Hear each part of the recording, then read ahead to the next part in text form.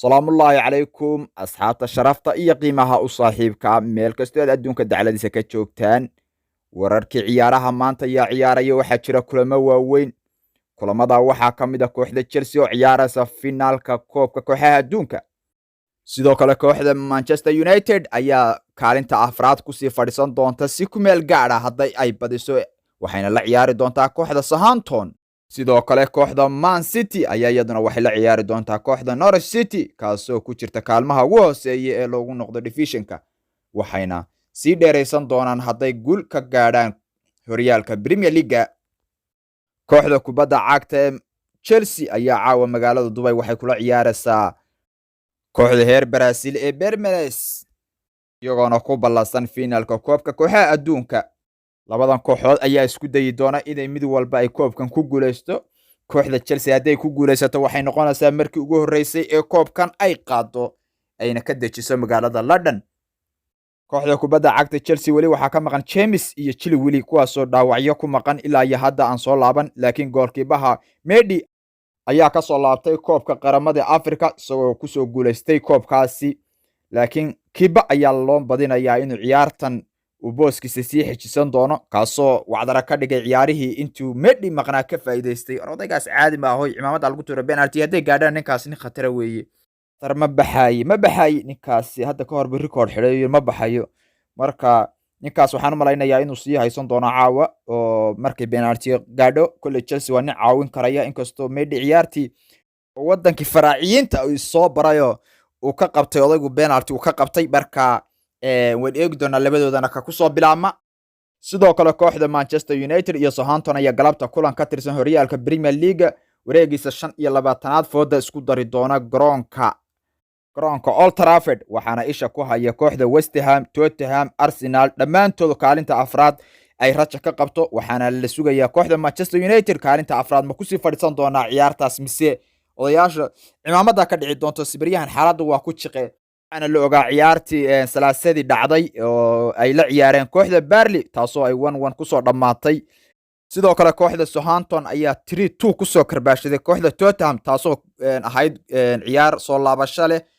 marka heer Manchester United iska jira kooxda madaxa adag Southampton war caadi maaha. nimanka Tottenham soo cunay waxaan ka baqayaa caawa inay idin daahi waayeen oo idinka Ronaldo iyo ciyaartooydiina khatar tahay Pogba iyo hawata Sancho iyo in caawa la idin karbaasho Old Trafford la idin ku cuno waa halis weeye. marka iska jira cidaas cid madax adag weeye. marka iska jira cidaas hadaydan caawa aydan maxaa la dhahaa aydan kaga naxsan oo la oran Ronaldo, inkastoo odaygu baryahan xaaladiisu jiq ku tahayo bahasha dhinaca uu ka dhaafinaya baryahan oo goolasho waa laga inkaaray, waana ciyaartiisii shanaad oo wax gool uu dhalin. marka caawa hadduu gool dhalin waayo tiisii lixaad bay noqonaysaa.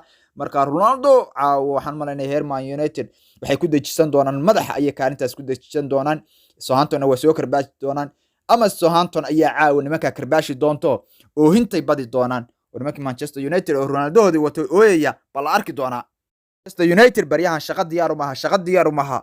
odaygii Ferguson siduu nimanka uga fadhiistay baryahan nimankii Man City ba bahalka iska daldalanay. hadda wadariskiini waa ciyaalkii karbaashi jirteen, ciyaalkii aad isku adkeyn jirteen heer Manchester City ayaa bahalka iska qaadanaysa, idina waa iska daawanaysaan. marka war soo adkeeyaan leenahay soo adkeey. sidoo kale kooxda hogaanka u hayso horyaalka Premier League Manchester City oo nimankaasi caadi maaha ayaa rajeynaysa inay sii dheeraysato hogaankooda caawa, waxayna la ciyaaraysaa kooxda Norwich City oo haatan ku jirta booska 18aad ee horyaalka Premier League. waa kaafiya kala dheeri, kooxna Premier League barta ugu sarreysa ee fadhida, kooxna hal koox baa ka hooseysa. marka kooxdaasi caawa sii burbursan doontaa madaxa nimanka Norwich City na baryahan xaaladdu waa ku jiqo. marka Man City caawa waxay hogaanka la sii fogaan doontaa. waxaan leenahay war Liverpool iyo Chelsea aaway war ka dhiga horyaalka, nimanka ka soo dhiga horyaalka.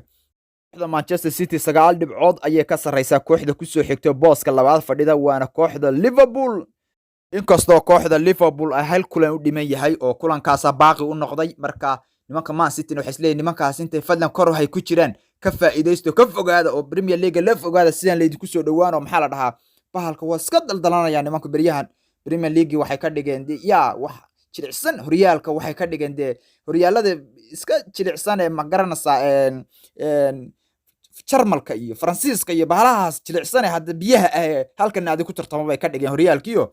marka nimankaas waxay isleeyihiin ka faa'iideysta intay nimankaas maqan sidoo kale waxaynu aadanaa xaggaas iyo La Ligaha waxaa caawa ciyaaraya kulanka weyn ee sidoo kalena Real Madrid iyo Villarreal kuwaasoo caawa iskaga hor imaan doona guriga Villarreal baana lagu ciyaari doona 3 dhibcood ayayna ku haysaa horyaalka La Ligaha Real Madrid kadib markii xalay maxaa la dhahaa Sevilla ay soo badisay daba Real Madrid ayaa caawa waxay u baahan tahay inay kulankan Villarreal ay guul weyn ka gaadho si horyaalka La Ligaha ay maxaa la dhahaa ula sii fogaato dhibciisa Real Madrid caawa waxay ku dadaali doontaa inay maxaa la dhahaa kulankan ay badiso Benzema ayaa ka maqan nimanka Real Madrid oo ninkaas waa maqan yahay dhaawac buu ka gaadhay marka Carlos Ancelotti caawa marka wuxuu doonayaa inuu kulanka uu badiyo nimankii Barcelona ahaba baryahan tartanka ka maqan oo marka nimankaas intay maqan yihiin nimankii waxaan maay Real Madrid boqoradii baa iska sii haysan doonto dayada sii qaadanaysa intaas ayaa hadaba kusoo gabagabayn doona wararka ciyaaraha kulamada galabta iyo caawa wax kulamada jira marka waxaan idin leeyahay amaana alle meel kastoo adduunka dacaladiisa ka joogtaan